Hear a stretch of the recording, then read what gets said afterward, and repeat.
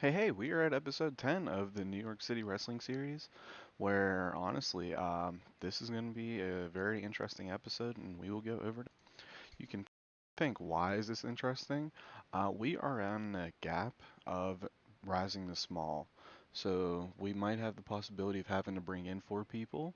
Production values might have to be increased, which then in turn changes our strategy of the ticket pricing. Um, a lot will be happening this episode, and then with our rules of specifically worker retention, being on what Wrestle World is a danger because our workers might end up being signed away by other companies, as we saw Malik Chamberlain recently as well. And we're kind of getting close to the end of the year where we have three more shows to get through. Till we have to cut our lowest three momentum people and then bring in replacements for that and roll the end of year blacklist, one more chance opportunity, whatever you want to call it.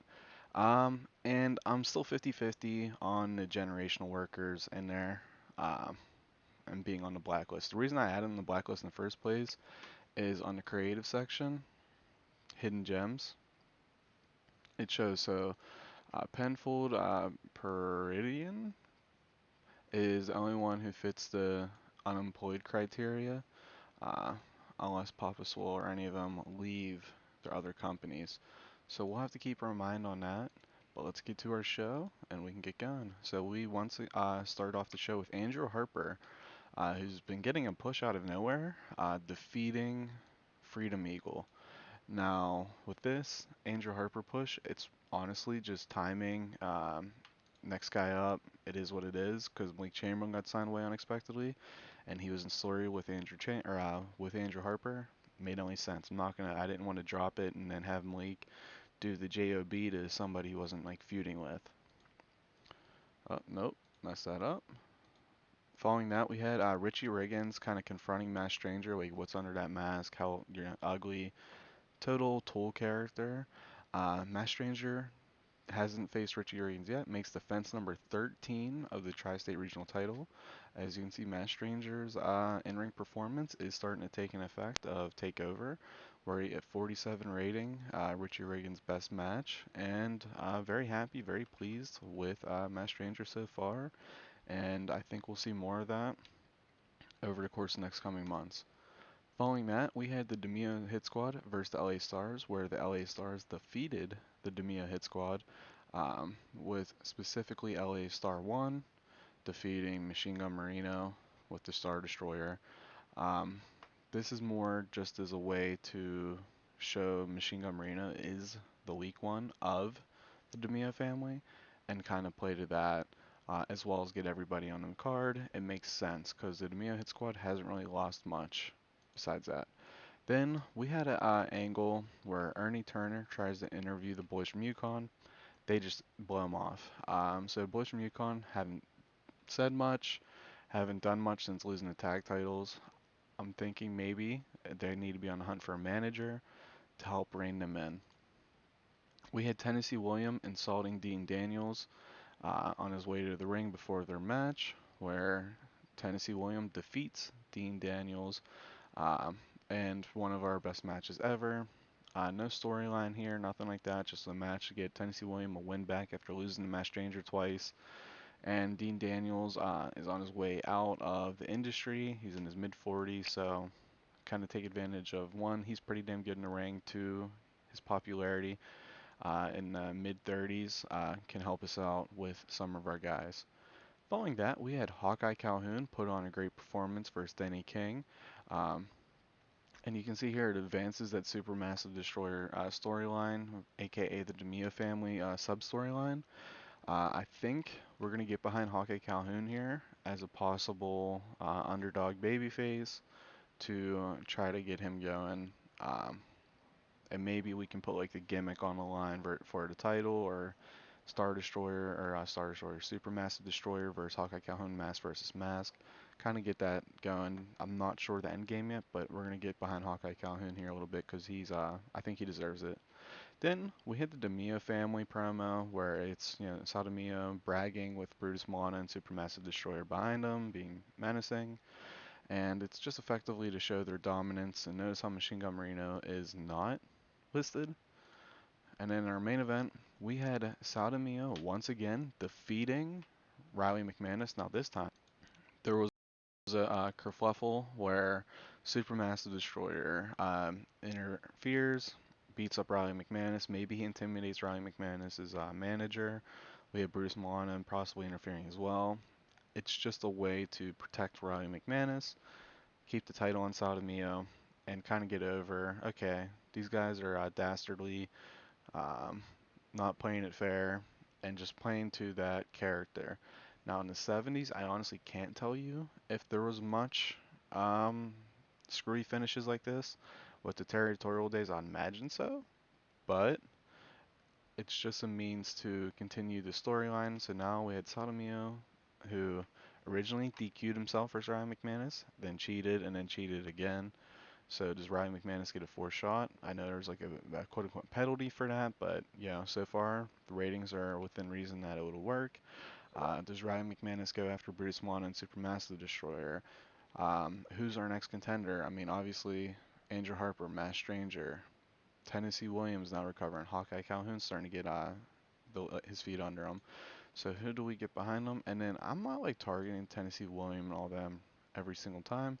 But I mean, if you look, Tennessee William, and then I wanted to shout out Mass Stranger because I think he's going. I'm worried about them most leaving, but honestly, their performances are the happiest. I'm the happiest with. And overall, curious to see where we go with them.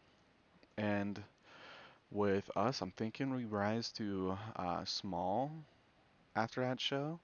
So we will go over to finances and my concerns of the production values versus um, being tiny where the production value doesn't hit. And we got people to bring in. So let's go ahead here. Okay, so we are now small. Let's go. Rose is small. We recently talked Tennessee Williams being from tone to muscular, taking his star quality from 67 to 69. Haha. Um, and we got 4 people to sign. But the big thing, production values.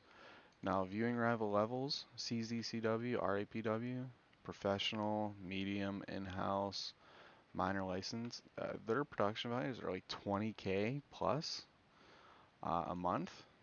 We, revenue-wise, cover that with sponsorship alone. So now I have to think with the finance end, which is not something I really like doing in this game, but we have to think, okay, so do I take care of the finances or do I grow the popularity and hope the finances come back? Um, CZCW, their size, and next year they'll end up being medium. RIPW will not because they are SWF's developmental company. Um, so I'm kind of curious to see what we do with that. And we got some people to bring in. QAW recently signed Tiffany Jade and some of the women I was interested in thinking about. And you'll notice that I have a bunch of FCW folks listed here because FCW is in debt, and obviously when they're in debt, I might buy them um, just because of the popularity gains as well as maybe I can bring somebody in the roster. So I went through and bookmarked those who are shortlisted, not bookmarked. Those who are in FCW that fit the criteria where they only work for FCW and they're middle-aged. So that's Cobra, DC Rain, Davis Wade Newton, Hell's Bouncer, Island Boy Apollo, and US Ace. These are the 6 that interest me the most. As to whether or not I full-blown go after them, I'm not sure. Um, but if I buy FCW, which I will be looking, I'm thinking I bring at least 3 of them in and maybe go for someone else. Probably I'm thinking Cobra, DC Rain, Davis Wade Newton, or do I bring in USA Ace as just to beat him? I'm toying with the idea in my head that if I bring somebody in, they cannot be cut after 6 months. You at least get a year when I sign you. I was thinking about doing that for um, the blacklist return as a means to protect them. So maybe for that I make it 2 years.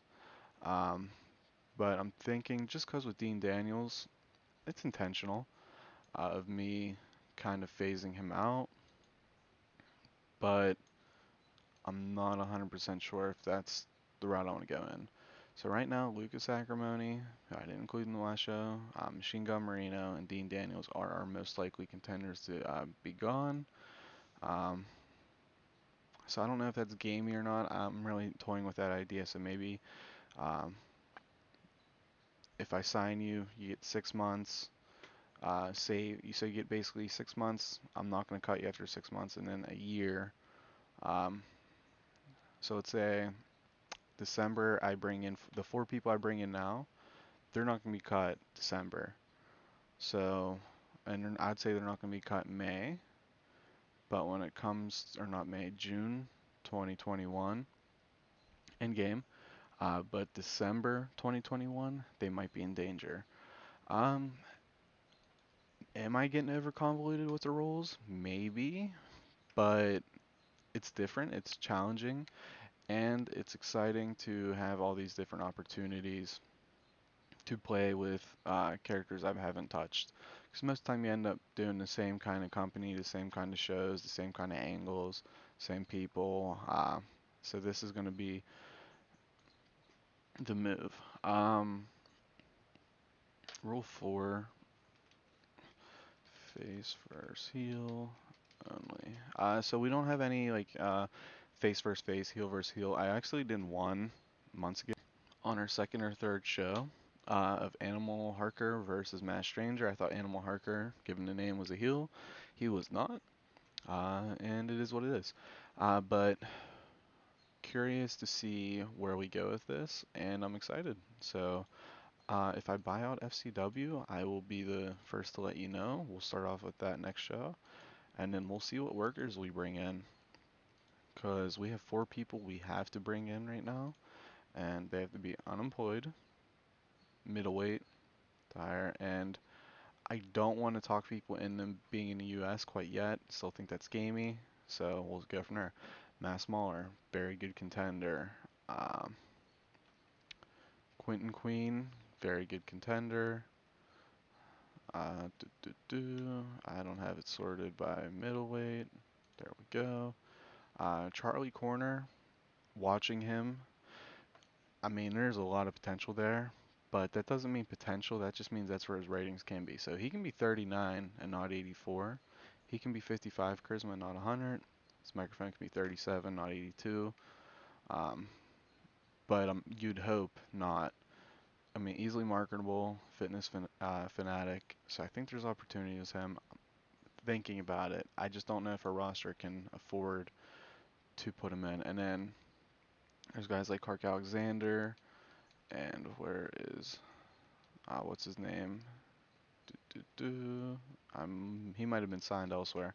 Nonetheless, going a little longer than what I wanted. Yeah, we got 4 people to sign. Going to still consider the women. The thing, if I bring women in, the game, it's going to ultimately, I think, lead to burnout.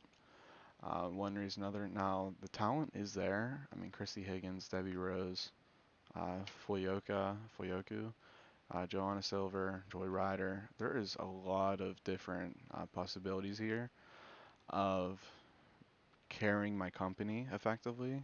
Um, and I think that's so for me in game, it's a different spin on the 70s era to have women's wrestling that's legitimate women's wrestling and kind of play to that.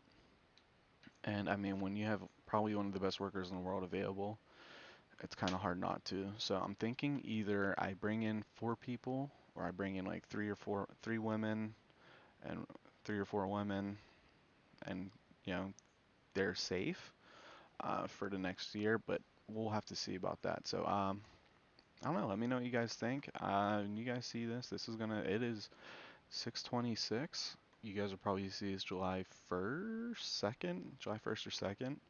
Um, so I'll probably have my mind made up by then, but we will see. Thank you guys for watching. I do look at all comments and reply, and thank you. Bye bye.